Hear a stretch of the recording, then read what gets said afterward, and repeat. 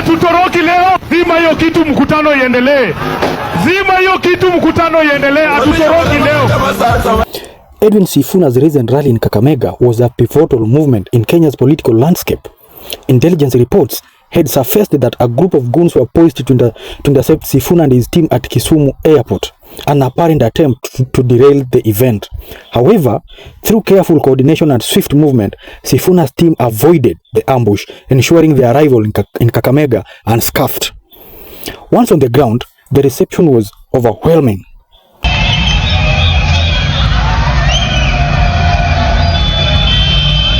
Tens of thousands gathered, creating a sea of supporters that overwhelmed the town.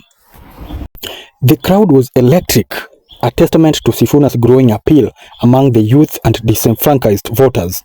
Yet, the celebration was met with disruption. Allegedly, groups of hired goons were sent to sow chaos. Kazi mzuri ni kushika hawa watu na kupeleka police station, lakini wacha kupiga huyo.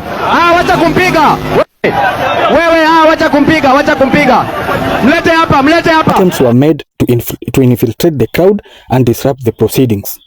These efforts, however, were swiftly contained by the crowd's resolve and the security measures in place, ensuring the rally continued with minimal disruption.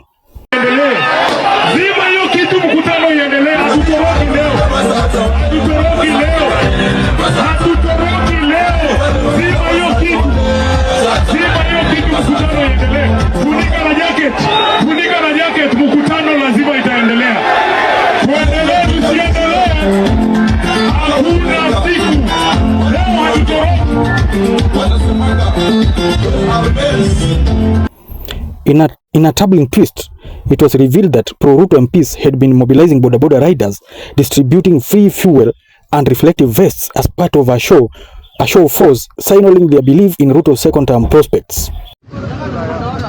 Hapa watu wanakunywa mafuta. Watu mafuta ya bure. Lexo hapa tuko after. Huko ni sherehe. Ati tutakunywa tu, lakini form ni Sifuna. But this display backfired.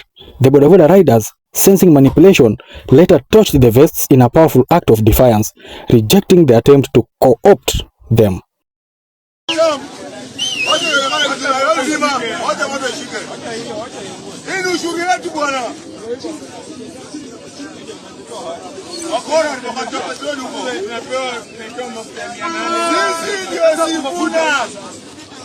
Mafuta wametupatia na tumewasha nayo hivi vitu.